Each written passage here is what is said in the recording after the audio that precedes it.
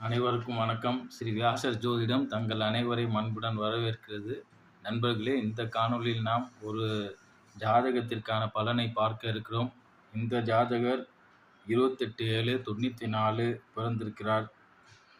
4:38 மாலை பிறந்திருக்கிறார். இந்த ஜாதகரின் லக்னம் தனுசு லக்னம், மீன ராசி, ரேவதி நட்சத்திரம் 1ஆம் பாதம், நவாம்ச லக்னம் கடகம், நவாம்ச ராசி தனுசு. லக்னத்திற்கு ராசி கட்டத்தில் லக்னத்திற்கு 3ஆம் பாவத்தில் சனி பகவான் வக்ரம், 4இல் சந்திரன், 5இல் கேது, 6இல் செவ்வாய், 7இல் புதன், 8இல் சூரியன், 9இல் சுக்கிரன், 11இல் குரு மற்றும் ராகு பகவான். இது ராசி கட்டம். பாவ கட்டத்தில் 3இல் சனி பகவான் வக்ரம், 4இல் சந்திரன், 5இல் கேது, 6இல் செவ்வாய், 7இல் புதன் மற்றும் சூரியன், 9இல் சுக்கிரன், 10இல் குரு, 11இல் ராகு. நண்பர்களே, இந்த ஜாதகர் 4.5 முதல் 5 அடி வரை இருப்பார். ஜாதகர் மாநிறமாக இருப்பார். கொஞ்சம் சவுட்டு, அதாவது பூசண உடம்பாக இருக்கும். முகமும் நல்லா உருண்டையான முகமாக இருக்கும். மாநிறமாக இருப்பார். ஜாதகரோட குடும்பம் ஜாதகர் கேதுவின் நட்சத்திரத்தில் ஜாதகம் லக்னம் அமைஞ்சிருக்கனால ஜாதகர் ஆழ்ந்த சிந்தனையில் இருப்பவராக இருப்பார். ஆனால் கூலாக இருக்கிற டைப்பாக இருப்பார். ஏதாவது சிந்தனை பண்ணிகிட்டே இருப்பார். மேக்ஸிமம் அது இந்த பூர்வீக சம்பந்தப்பட்டதாக இருக்கும், இல்லை பூர்வீக சொத்து சம்பந்தப்பட்டதாக இருக்கும். லக்னத்துக்கு 2ஆம் பாவாதிபதி சனி பகவான் 3ஆம் இடத்தில் வக்ரமாக இருக்குது. ஜாதகரோட குடும்பம் ஒரு மேல்நிலையிலேருந்து கீழ்நிலைக்கு இப்போ இவரோட ஜென்ரேஷனில் கொஞ்சம் மேலே வந்துட்டு குடும்பமாக இருக்கும். ஜாதகரோட பல்ல கரை படிஞ்ச பல்லாக இருக்கும். அதாவது கருப்பு கரை இல்லை மஞ்சள் கரை படிஞ்ச பல்லாக இருக்கும். மேக்சிமம் கருப்பு கரை படிஞ்ச பற்களாக தான் இருக்கும். ஒரு சீரற்ற பல் வரிசையாக இருக்கும் ஜாதகருக்கு. ஜாதகருக்கு பண வருவாய் அதாவது பணம் ஒரு கையிருப்பு கரைஞ்ச ஒன்று தான் அடுத்த கையிருப்பு வரும். அதுக்கு முன்னாடி இவரால் பணத்தை சேர்க்க முடியாது. அந்த மாதிரி சூழ்நிலையில் இருப்பார். ஜாதகருக்கு காலந்தாழ்த்தி சகோதரர்கள் பிறந்திருப்பாங்க. அதாவது ஒரு குடும்பத்தில் ஒரு 4 பேர் மேற்பட்ட சகோதரம் ஜாதகருக்கு இருக்க வாய்ப்பு உண்டு. ஒரு பெரிய சனி பகவான் ராகு சாரத்தில் இருக்கனால ஒரு அந்த 4 பேர் மேற்பட்ட குடும்பம் சகோதரம் இருக்கிற மாதிரி தான் இவரோட குடும்பம் இருக்கும். ஜாதகரின் தாயார் அரசு டீச்சராக இருக்க வாய்ப்பு இருக்குது. ஆசிரியராக இருக்க வாய்ப்புண்டு. ஜாதகருக்கு அவங்க தாயார் மூலம் நல்ல ஆதாயம் இருக்கும். ஆனால் ஜாதகருக்கும் இவருக்கு என்ன அந்த அளவுக்கு தான் ரொம்ப பாசமெல்லாம் இருக்க மாட்டார். ஜாதகர் தாயார் மேலே ரொம்ப பாசமாக இருக்க மாட்டார். ஆனால் ஜாதகரோட தாயார் இவர் மேலே ரொம்ப பாசமாக இருப்பாங்க. ஜாதகருக்கு கேது 5ஆம் இடத்துல இருக்குது. 5ஆம் அதிபதி செவ்வாய் 6ல் இருக்கிறதுனால ஜாதகரோட பூர்வீக சொத்தின் மேலே ஏதாவது கேஸ் நடந்துட்டுருக்கு. அந்த கேஸில் ஜாதகருக்கு ஒரு சிறிய பார்ட்டு தான் கிடைக்கும், முழுமையாக கிடைக்காது. இது கேது தசையிலே நடந்து முடிஞ்சிருக்கும் கேஸு. ஜாதகரோட குடும்பத்துக்கு ஒரு சிறிய பார்ட்டு தான் கிடைச்சிருக்கும் அந்த சொத்தில், பூர்வீக சொத்தில்.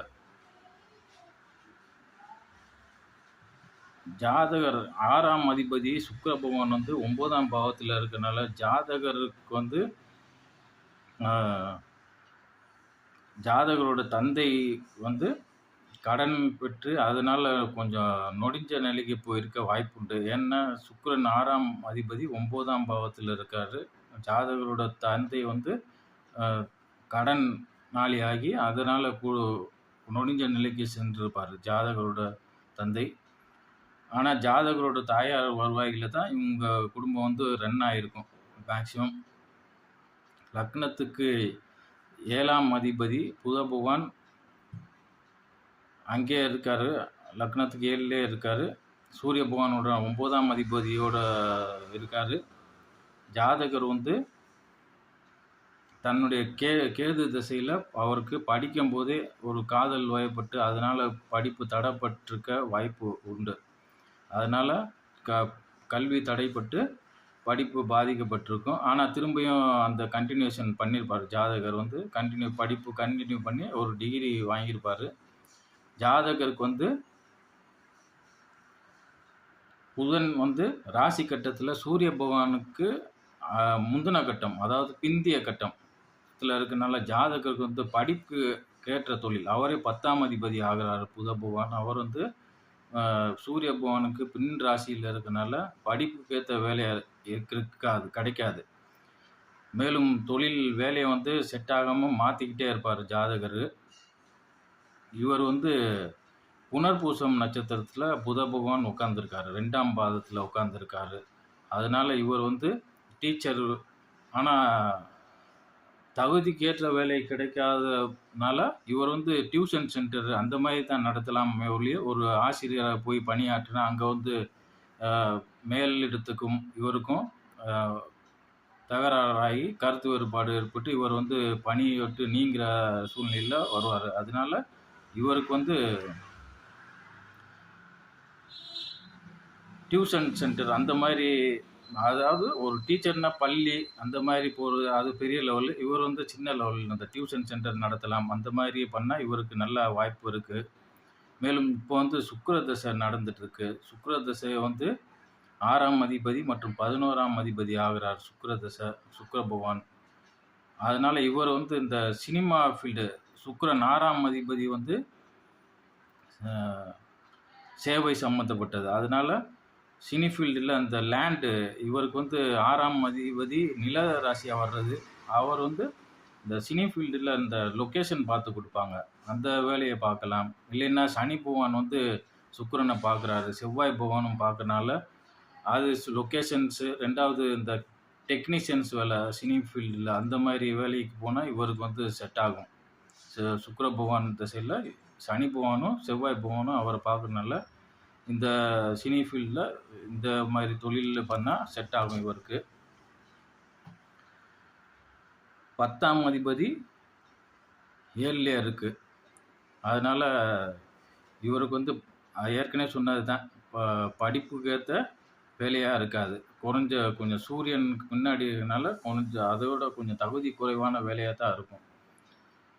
மேலும் 11ஆம் அதிபதியும் சுக்கிரனாகி 9ல் இருக்கிறனால இவருக்கு வந்து இந்த சினிமா அந்த மாதிரி துறை வந்து கொஞ்சம் நல்லா வரும். அந்த ஃபீல்டுக்கு போனால் இவருக்கு வந்து ஏற்றம் இருக்கும். இல்லைன்னா டியூஷன் சென்டர் அதுவும் நல்ல வாய்ப்பாக இருக்கும். ஏன்னா புத பகவான் வந்து 10ஆம் அதிபதி, 4ஆம் அதிபதி லக்னாதிபதி மற்றும் 4ஆம் அதிபதி சாரத்தில் உட்காந்துருக்கனால டியூஷன் சென்டர் அந்த மாதிரி கூட இவருக்கு செட் ஆகும். 4ஆம் அதிபதி 10லே இருக்கிற குரு பகவான் வந்து 10ஆம் பாவத்தில் இருக்கனால ஆசிரியர் தொழில், வித்தைகள் சம்மந்தப்பட்டது, என்ன இது ஜோதிடம், அது கூட செய்யலாம். இவருக்கு நல்லா செட் ஆகும். ஏன்னா 4ஆம் அதிபதி வித்தை, அவர் வந்து இருக்கார், 10ஆம் பாவத்தில் இருக்கார். மேலும் 5ஆம் அதிபதி செவ்வாய் பகவான் 6ஆம் பாவத்தில் இருக்கார். 5ஆம் கலை சம்மந்தப்பட்ட இது. அவர் வந்து 6ஆம் பாவம் வந்து அந்த ஸ்தானத்துக்கு வருவாய் ஈட்டி தரும் ஸ்தானம், 2ஆம் ஸ்தானம் ஆகுது. அதனால் செவ்வாய் பகவானும் ஜோதிடம் சம்மந்தப்பட்ட இதுதான். 5ஆம் அதிபதியாகி 6ஆம் பாவத்தில் இருக்கார். அதனால் இவர் ஜோதிடம் அந்த மாதிரி துறையை தேர்ந்தெடுத்து செய்யலாம், நல்லா வரும். இல்லாட்டி இந்த இது நீதித்துறை சம்மந்தப்பட்டது, பிரிண்ட் அவுட்டு, இந்த கம்ப்யூட்டர் எலக்ட்ரானிக்ஸ் சம்மந்தப்பட்ட விஷயங்கள் வந்து அந்த பிரிண்ட் அவுட் எடுத்து தர்றது, டாக்குமெண்ட்ஸ் அந்த இதுவும் செய்யலாம். இவருக்கு ஏற்ற தொழிலாக இருக்கும். இல்லைன்னா மருத்துவத்துறையில் வேலைக்கு செல்லலாம், அதுவும் ஏற்ற துறையாக தான் இருக்கும். ஏன்னா சுக்கிரன் வந்து 6ஆம் அதிபதி ஆகி அவர் வந்து 9ஆம் பாவத்தில் இருக்கார். கேது சுயசாரத்தில் கேதுவோட சேர்ந்து இருக்கார். நவாம்சத்தில் கேது பகவான் வந்து சுக்கிரனோட சாரத்தில் உட்கார்ந்துருக்கு. அதனால இவருக்கு வந்து மருத்துவம் அந்த துறையிலையும் இவருக்கு ஏற்ற துறையாக தான் இருக்கும். மேலும் 12ஆம் அதிபதி வந்து செவ்வாய் பகவான் 6ஆம் பாவத்தில் இருக்கறனால வெளிநாட்டு வேலைகளுக்கு ஆள் அனுப்புகிற வேலை, தொழில், ஏஜென்சி அந்த மாதிரி முதலீடு போடாமல் செய்யக்கூடிய தொழில்களாக இருந்தால் இவருக்கு நல்ல ஏற்றமான தொழில்களாக இருக்கும். சந்திரன் வந்து 4ஆம் பாவத்தில் 8ஆம் அதிபதி சந்திரன் வந்து 4ஆம் பாவத்தில் இருக்கனால தாயாரின் உடல்நிலையில் ஏதாவது ஒரு குறைபாடு இருந்துகிட்டே இருக்கும். இல்லை வீடு அதில் கூட இந்த குறைபாடுகள் வழக்குகள் மாறி மாறி வந்துட்டு இருக்கும். ஏதாவது அந்த திசையில் இப்போ வந்து சுக்கிரன் அடுத்து சூரியன் சந்திர திசையில் வீடு சம்மந்தமாக வழக்குகள் வர வாய்ப்பு இருக்குது. பார்த்து வில்லங்கம் இல்லாத சொத்தாக வாங்கணும். திருமணத்தை பொறுத்தவரை உறவில் அத்தை சம்பந்தப்பட்ட இல்லை மாமன் உறவு வகையிலே திருமணம் நடக்க அதிகபட்ச வாய்ப்பு உண்டு. ஏனெனில் புத பகவானே 7ஆம் அதிபதியாகி அங்கே இருக்கிறார். மேலும் 9ஆம் அதிபதியாகி சூரிய பகவானுடன் சேர்ந்து அந்த பாவத்தில் இருக்கனால திருமணம் வந்து உறவிலேயே நடக்க அதிகபட்ச வாய்ப்பு உண்டு. இவருக்கு வந்து நல்ல சிந்தனையாளர் தான், நல்ல எண்ணம் உடையவர். ஆனால் குரு பகவான் ராகு சாரத்தில் இருக்கனால இவருக்கு வந்து ஈஸியாக மற்றவங்க டாமினேட், அதாவது அவங்களோட எண்ணத்துக்கு தீய பழக்கத்துக்கு இவரை வந்து ஈடுபடுத்தி விடலாம். அப்படி ஒரு பகை வீட்டில் வேற இருக்கார் குரு பகவான். லக்னாதிபதி பகை வீட்டில் இருக்கனால ராகு பகவானோட சாரத்தில் இருக்கனால இவருக்கு வந்து இவரோட எண்ணம் நல்லா இருந்தாலும் அடுத்தவங்க தீய எண்ணத்துக்கு இவரை வந்து ஈஸியாக இது பண்ணிடலாம், அடிக்ட் பண்ணி விட்டுடலாம். ஏன்னா பகவான் வந்து குரு பகவான் பகை வீட்டில் இருக்குது, ராகு பகவான் சாரத்தில் இருக்கனால அந்த ஒரு அமைப்பாக இருக்குது. அதனால் புதிய நண்பர்களோட பழகும்போது எச்சரிக்கையாக பழகணும். நல்லா ஆராய்ந்து பழக வேண்டிய சூழ்நிலையில் இந்த ஜாதகர் இருக்கார். சரி நண்பர்களே, அடுத்த ஒரு காணொலியில் வேறொரு தலைப்பில் பார்ப்போம். இந்த ஜாதகரின் தொழிலை பொறுத்தவரை நான் சொன்ன மாதிரி சினிமா துறை, ஆசிரியர், டியூஷன் சென்டர் அல்லது மருத்துவத்துறை, நீதித்துறை, இல்லை கம்ப்யூட்டர் சம்மந்தப்பட்ட தொழில் செய்கிறது, அது வேணால் செட் ஆகும். இந்த ஜாதகத்துக்கு கேது தசை 21/10/2008 23/10/2015 வரை நடந்திருக்கு.